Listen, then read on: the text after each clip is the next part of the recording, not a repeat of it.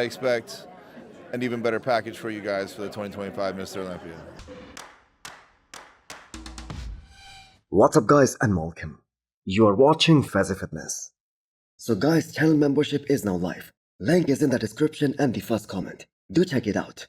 That would really help support the channel. So let's start this video with another statement from the mutant Nick Walker that was given after his New York Pro victory. So the crux of that statement, that is, if Nick comes with another 4 to 5 pounds of solid muscle tissue on his frame for the Olympia this year. In short, if he comes in bigger than what we saw at the New York Pro this year, with that same kind of condition, him and his team believe that he's gonna win the Olympia hands down. I think honestly, if I have the package that I had tonight, just probably a couple pounds bigger, I think I'll win the Mr. Olympia hands down. So just imagine the level of confidence that Nick Walker has right now. And that is just after winning the New York Pro, where we saw he had no competition whatsoever. So just imagine the kind of statements that would have been given had the results at the Pittsburgh Pro that also went in his favor. I think we can all agree he would have gone absolute ballistic after winning the Pittsburgh Pro. So before dissecting Nick's statement regarding another 5 pounds on his frame, let's take a look at this very cool comparison between the reigning Olympia champion Samson Dauda and his best look, which I believe was the Olympia last year, versus the best look of the mutant Nick Walker, which I believe was the New York Pro. Yes, I know it's a coin toss between the Pittsburgh Pro and the New York Pro, but I do think that Nick came in a bit more sharper for the New York Pro. So what do you guys think about this comparison? Well, the thing is, if there is anyone who is gonna be the most offended by all these statements that they're gonna win the Olympia, it's Samson Dauda, of course, because he's the reigning Olympia champion. It's his title to defend, and all these other guys saying that they're gonna win the Olympia, they are simply saying that they are all gonna beat Samson Dauda. So yes, I know the lighting here in both these pictures, they are totally different. But that being said, the shape remains the same, irrespective of the lighting. And I think we can all agree that there is just no way a guy like the mutant, he can beat someone like Samson Dauda, because he is so supreme in terms of the structure and the shape and the aesthetics. So Samson is gonna win both the front double biceps and the front lat spread. Now we are basically assuming that both these guys, they are gonna bring at the very least their previous best at the Olympia this year. So in that scenario, Nick wins the back double biceps, and that too very comprehensively. But I'm not so sure about the rear lat spread. If we apply that same judging criteria that was applied by the judges at the Pittsburgh Pro, where Nick was better in the lower half, but Derek still won that pose, and that was mainly because of his width. And then you can make a very strong case for Samson Dauda for that back lat spread, because he's very wide and he has made some tremendous progress in that back lat spread shot. Now, although Nick's waistline, that looked awesome in that abs and thigh pose, but we have to keep in mind that Samson is able to create more X-frame, more retaper in that abs and thigh shot. And we have to keep in mind, Samson's abs and thigh, that is way better than Derek. And that is because of his abs development. And we have to keep in mind, his side shots, they are also pretty damn solid. Now, Nick has probably one of the best, most muscular shot in the men's open bodybuilding right now. I'm gonna say, apart from Hadi Chupan. But if we are being 100% unbiased, just take a look at this most muscular shot on Samson Dauda from this year's Arnold. And we have to keep in mind, Samson actually won that shot against Hadi Chupan at the Olympia last year. And yes, I know Hadi was off, but still, winning that shot against Hadi, that is saying something. So no one is beating Samson Dauda in that most muscular shot easily because of the size and the structure and the kind of width that he has. So can we all agree that Samson Dauda, if he's successful in nailing the condition one more time at the Olympia this year, he can 100% beat all these guys, including Nick Walker 9 out of 10 times. But the question is, can Samson Dauda bring his 100% to this year's Olympia stage? And an even better question is that, can Nick Walker put on another 4 to 5 pounds of solid muscle on his frame without blowing up his waistline? Or can he even do that in such a short time span, since we are now less than 5 months out of this year's Miss Olympia? Now that being said, credit must be given where it's due. Nick was finally able to fix the waist issue, and he should 100% be appreciated for that. We saw his waistline at the Pittsburgh Pro when he was crunching down. That looked similar to how it looked like when he won his pro debut back in 2021 and that was at the New York Pro.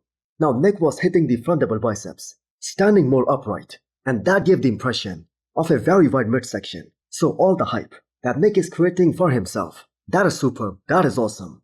But that being said, I must say he isn't winning the Olympia hands down. And by saying that, you are kind of disrespecting the current Olympia champion. And not just him, multiple other guys too. So what do you guys think about this analysis? Now that Terrence has won the New York Pro, and that too with perfect scores, this is the best time to talk about this comparison of him and Mike Sommerfeld, the man who is in the lead for the Olympia title this year. And the great thing is that both these guys, they commented on that comparison made by who is the best bodybuilder IG page. In fact, Mike corrected Terrence that he isn't the only one with room to grow before he reaches the weight cap. So I think Terrence meant more room than anyone in the top 5, or I'm gonna say even in the top 7 at the Olympia in classic physique. So is Terrence close to beating a guy like Mike Sommerfeld? Well, in my opinion, not at the moment. The density in some areas that Mike Sommerfeld has, that is simply outrageous. I do not believe that Mike gets enough credit on how impressive that front double biceps looks on him. And before anyone says that Chris Bumstead had weak biceps, the fact is, despite that, he still won the front double biceps every year because of his unmatched flow and Mike's side chest. That is also so untouchable.